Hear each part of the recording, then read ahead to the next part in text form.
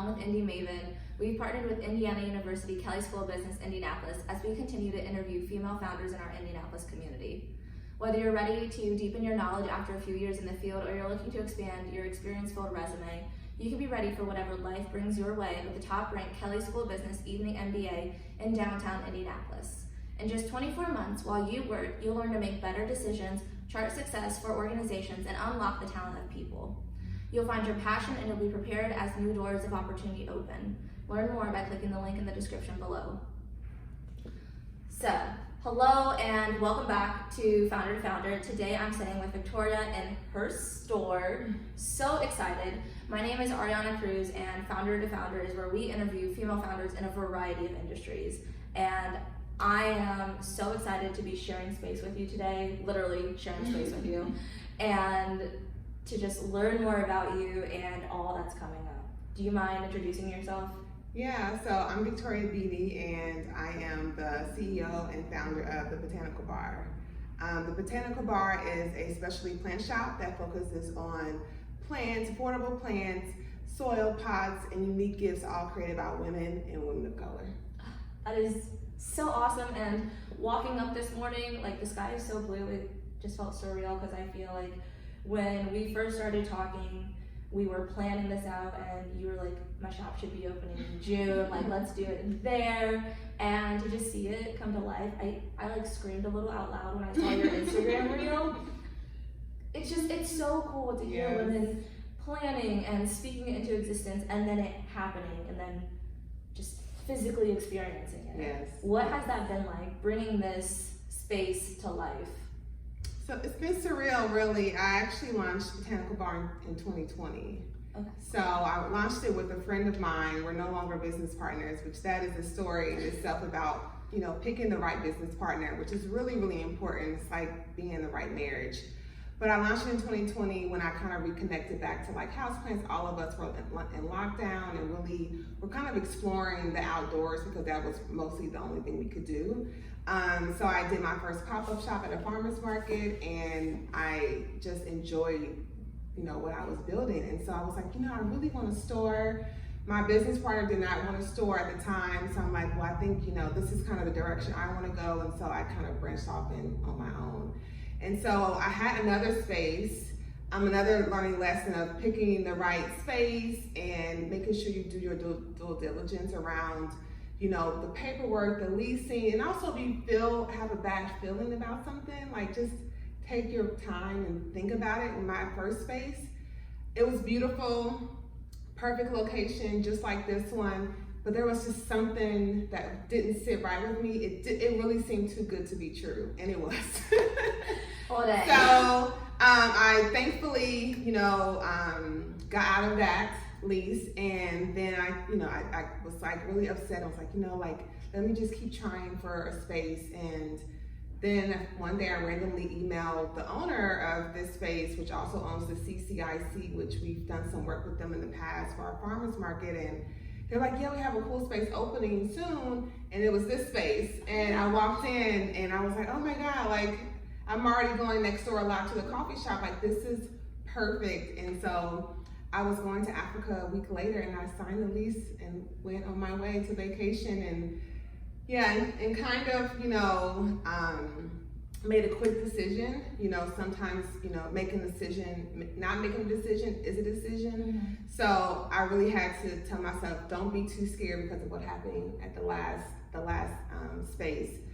This is going to be fine. The best part, you can always change it, And so this has been surreal for me to like, oh my God, I'm opening an entire store while also working a full-time job and also being a very active auntie. So it's just been really challenging, but the process has been great. I try not to get too overwhelmed with all the things that it takes to obviously, open a space, but I think what keeps me motivated is that the space and what it's going to create for other women. So I'm really, really excited about that. And so, it's been challenging, but it's been really, really good, and I'm excited. That's awesome. So many things that we kind of pre-planned to talk about, and after hearing you, like, oh, I'm just so excited. And I feel like too, as like business owners, and I talked about this with another founder, like as women too, we have like such high expectations for ourselves. And so to go through like these harder lessons can be so hard, and then having to make big decisions again without being scared or nervous or fearful of like, what if this doesn't work out either? Yes. Especially when you're doing it kind of on your own. Like, I mean, we're never like on our own, Yes. but to do it, like I'm a sole proprietorship. I don't know what your thought are, but like that to me, like it feels like a heavy responsibility sometimes, because it's like, if this hits the fan, I'm hitting the fan. Like, it's a lot. And what has that kind of been like, especially having had a business partner and then transitioning to doing it on your own? Yeah, so first thing, I actually signed my first lease in November last year. Okay. So when you say like high expectations, when I announced that I was opening the store, I was on the cover of Indy Star. I had all of these articles, and then all of these things started happening with my space, and everyone's reaching out to me now. When are you open? I'm like, I don't know. You know, I was so disappointed, and I took a lot of that on person. Like, I did something wrong. I should have made a better decision. I should have just, you know, all of these things. And so give yourself grace. You know, we give a lot of people other grace. Give yourself grace. Turn that grace inside is what my life coach tells me.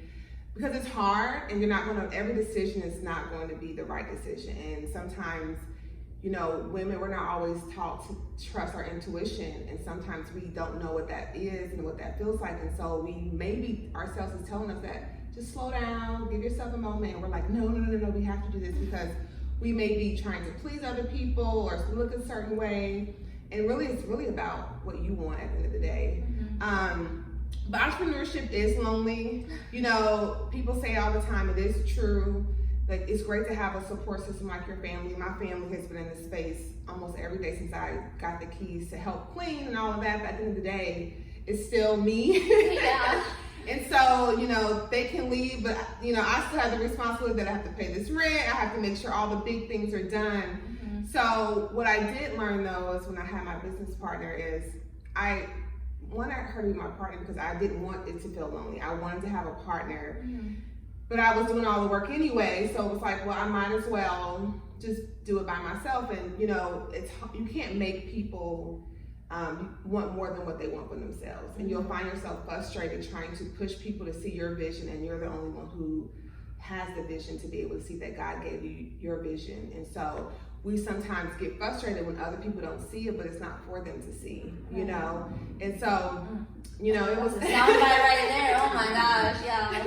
So, you know, it was tough because we were friends, but, you know, I had to make the decision to say, like, I'm not going to work myself this hard with a business partner. Right. I might as well do this by myself. And that experience showed me, Victoria, you can do this by yourself. Like, of course you would love to have a partner, and maybe it's just not a good fit for this business, you know? And so I would just say, you know, find a good group of, you know, girlfriends who are entrepreneurs, because it is different. You know, some of my friends who may not be entrepreneurs may not understand the struggle that I have with vendors or frustrations with things like that. And then my other friends who do work understand my frustrations from my 9 to 5, but don't understand my frustrations from entrepreneurship. So I have two different types of friend groups that can help me, you know, get through that. And my best friend is an entrepreneur too, and she also works full time. And so we share all of those same struggles. And,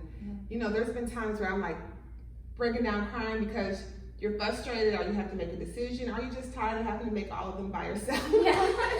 Yeah. You know, and so I just think that it's hard, but at the end of the road, like, it's so much more rewarding, you know, and you've done all the work yourself. And so there is no one word that's going to comfort. It's just hard, right. You know, and I think that I do believe that hard work pays off. And I think that, you know, it's a lot more work for women of color, you know, but I think we have to support each other, and I think it can make it that much easier if we do that.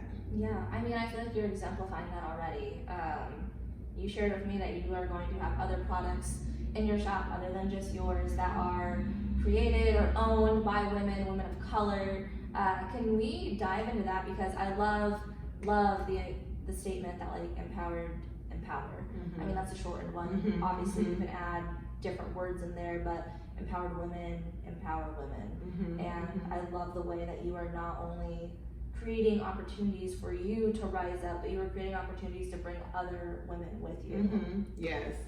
Well, if you look back at some of the things I've done over the years, I've always done things around supporting women through wellness, through entrepreneurship. I hosted a big event years ago with a bunch of women in the city that are entrepreneurs. That's before it really became a thing to host women events. But for me, with this space, I wanted a chance, and there was other women who's given me a chance, if it's within my business or it was with my 9 to 5. And I really wanted to create a space that I didn't see here in the city. It's no surprise that we live in Indiana, where there is not a lot of diversity, especially when we look at the businesses. Like, there's not a lot of diversity when you want to go to a restaurant or to a flower shop. That's just the reality. I really wanted to create a space that represented, women and women of color, because that's who I am, and so I really wanted to make sure that I highlighted those other young entrepreneurs, because someone helped me. A women-owned business helped me to even launch Botanical Bar. Good neighbor over in Bottle Works, we did a pop-up in her shop for almost a year. To launch right after our first pop-up. At the farmer's market, we did a pop-up in her store, and then it became a permanent pop-up. That is so cool. Yeah, oh my yeah. gosh. And Carly owns a store in Detroit, and she owns one here, and she had just moved here with her store, and she loved what we were doing, and we just became really fast friends and have formed a bond of, just over entrepreneurship and sharing our frustrations of trying to grow our business while also helping each other, And so she did that for me. Like, no one would have really known Botanical Bar as fast as they did if I didn't have Carly providing that space for me in her store for free, and her and all of her women who work in the store were really great at selling the products for us. And so it was just a great experience. And then it led me to, open my own store. And I'm grateful that we're not far from each other. But with that, I think it's my duty really as a Black woman to really help other women. And that's women of color, Black women, white women, all women. I have a connection, a story, not just with Black women, but a lot of women who has helped me over the years. And that's just my way of paying it forward by providing space in this store to help other young up-and-coming entrepreneurs to put their products in the store. So we'll have my goal is to do at least 60% of the products you'll see will all be owned by women in the store. So we'll have everything from plant food to, plant hangers, the plant pots here are from a women-owned business. They're hand-painted. We have coffee from a woman-owned business, and the notebooks are from a Black woman. And so a lot of the products here will all be women-owned. And so I'm super excited to be able to do that. Yeah, I love that, and it's so cool, and I feel like it just conveys that message out. Like, when other people see others doing it, it's more likely to be like replicated and just expanded upon in like your own circles. So absolutely, I think that is so cool. I just went to the Women in Business retreat with Indie Chamber, and I heard from the She Experience, and so like that was another really cool, like, elevating women. Like, that is the mission, period. And so it's just so cool to see more women wanting to do that, and like you said, pay it forward. Yeah, I think that is so cool. You mentioned the balance of starting a business while working a 9 to 5. What has that been like for you? It's been really challenging. It has been a challenge, I will say. Running an organization while also trying to run a business and start a business. I wouldn't recommend it. I'm making notes over here. However, for women, it's no surprise that we're one of the fastest group of people that are starting businesses, but we don't have a lot of funding, a lot of resources, and keeping a job while you open a business is really important, because you can kind of use your own money to be able to do that. I personally don't want to be tied down with loans and investors too soon, because it takes away from you owning that business. And so I look at it as They are an investor for me to be able to do what I really want to do. And James Baldwin has this quote that says, there is no dream job. You know, I don't dream of labor. You know, there is dreaming freedom. So that is really the goal. Like, entrepreneurship provides me freedom to be able to make the choices that I want to make in my life and have the life that I want to live on my own terms. And obviously, everyone says, well, 9 to 5 is also a job. Yes, but at any time, I can decide to switch what that looks like for me, you know, and adjust accordingly, and also my customers will do the same. And so I think that there's no right time to quit a job. I would say, I think you really have to figure out, you know, it's not going to be easy. So it's not going to be like, oh, today I have enough money. You know, you may think you have a plan. Some people do, but some people just have to quit to be able to like really get it to the next level. And I support either one of those decisions. I think that for me personally, I actually moved back home with my mother to save money. And so I could really focus full time on working and then also working on my business, because it is an undertaking to have a full store and then also be running a nonprofit with staff. It's no easy feat. So, yeah, I just think that it's really, with entrepreneurship, time is, you know, your biggest commodity. So I would say just hold yourself accountable, like, because sometimes knowing that we are raised in America, that we can just overwork ourselves. You know, we can really work ourselves into the ground, 9 to 5, and then we'll spend a little hours on our actual business of what really brings us joy. Right. So, you know, hold yourself accountable and say, I'm going to do this work, and then after that, I'm done, and I'm going to work on my business. Yeah. There's never going to be a shortage of work. Right, yeah. So. No, and I agree with that wholeheartedly, and I think it is really cool how different everyone's experiences look moving towards that full-time entrepreneurship and just running it. I love that quote. I feel like I hadn't heard the full quote. I think I'd heard the TikTok version of it where it's like, I do not dream of labor. Yeah.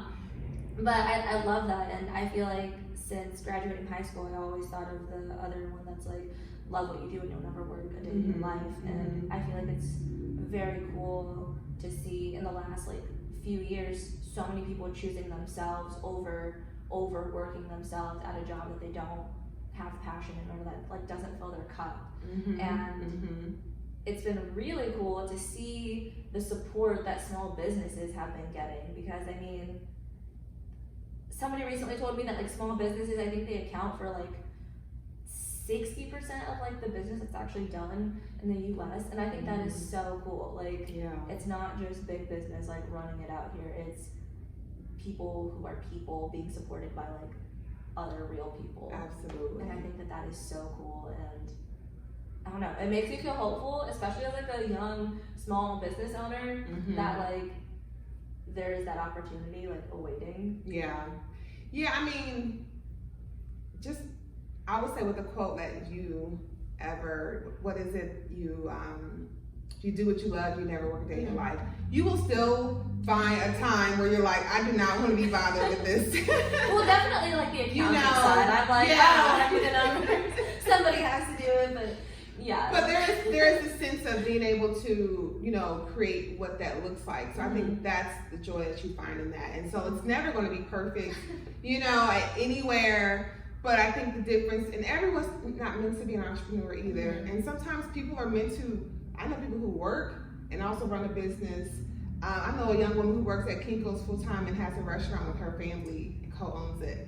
And she's been doing it for a long time. Wild. Yeah, it's Kudos really wild. to her. Yeah. Holy So cow. some people, sometimes you just have to do what you have to do, right? But I will say, every day I'm, you know, some days I'm like, oh my God, I don't want to be bothered with these plants. I gotta water all of them. I need to clean them and all of that stuff. But that may be, you know, once every blue moon, you know, but just because you love it doesn't mean at some point you won't also get burnt out. So I think it's really important to also have that balance in doing things that really, the other things that bring you joy, you know, really tapping into your childhood is one thing I've talked to friends recently, coloring and, you know, exploring your own city, you know, that's what I've been doing lately, and just going to other cities in different areas and just trying to get inspired and not work yourself to death, because we can do that really easily. And I love that the pandemic has brought a lot of entrepreneurs, but I also think it's brought out a sense of like, life is not just about work, you know, and so it's not, and we saw that with COVID, and we saw how many people lost their lives and how it completely changed us. So I feel like we really do need to find what that balance looks like, and that's different for everybody. Yes. But, you know, you really have to figure out, you know, for entrepreneurship, what that looks like. And I think now people have a lot more grace when you look at entrepreneurs sometimes, I won't say all the time. You know, if you train your customers early of the expectations, I think it's easier, you know. And so that is kind of something, you know, those boundaries are important. You know, I think that's like my word of the year in 2 years is creating boundaries that, yeah, you're entrepreneurs does not mean I should have to be on call 24 hours a day. Yes. You know, so creating those sort of boundaries is going to not only help you, I think, be a successful entrepreneur, but give you some peace of mind, you know, because no one can do that, you know, so. No, I love that, and I feel like you kind of led us into our final question, which is how do you inspire yourself? So if you feel like you answered it, like that's totally fine, but if you want to dive more into it, I would love to hear more about those ways that you are making time to fill your cup outside of the jobs, and how you do spend time inspiring yourself. Yeah. Well, you know, one is travel. You know, I've been toying around with going to another road trip, like just getting up in the morning and just like going somewhere for a day and coming back. I went to Africa recently. I went to Ghana. That was so inspiring. Like, one of the things I'm working on is doing solo travel. It's like really pushing myself to I can go out to eat with myself, and people can always be with themselves, but really traveling and leaving when you have nobody and it's just you, and you're really forcing yourself to like be engaged with people in that country. So that was something that I did when I went to my Africa trip. And the other thing is like really expanding my circle and really getting inspired by other women. And so it was great I went to Africa by myself and met up with other women there, 50 women. And it was an amazing, That is so cool. Yeah, it was an amazing experience to see Africa. I was like, oh my God, I can't believe I'm here. So travel really, really recharges me. You know, going to New York, going to Chicago, those bigger cities really, really charge me up. Reading helps me. Meditation is a huge one for me. I meditate a lot, especially when I start to feel overwhelmed. I do go to therapy. That is a huge part of my self-care, and I do have a life coach too. It helps. So I need that reinforcement, you know, and just someone on the outside looking in, because I can get really critical of myself, and that's not healthy. But also spending time with my family and my nieces and nephews, and spending time playing tea parties with her also really helps me find peace, you know, and exercising, just all of the normal stuff, you know, is something that really helps me kind of balance out, you know, and really trying to enjoy.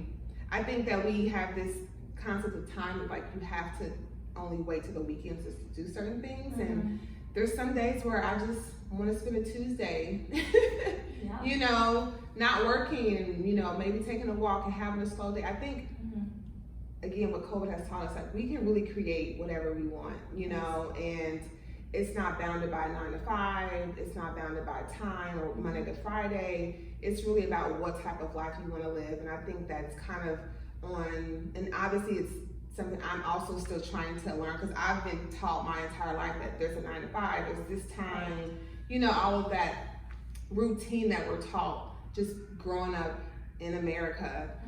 So unlearning a lot of that behavior has been a big part of my journey. So that is awesome, and that is hard work, but it is so worth it in the end. Yes. If our viewers want to keep up with you, what's the best way to keep up with you? You can follow me on my personal Instagram. It's Victoria Chantel with a C _, and of course follow us at the Botanical Bar ND on Facebook, Instagram, and TikTok. And our website is thebotanicalbarnd.com. Awesome. Thank you so much again for sharing time and space with me.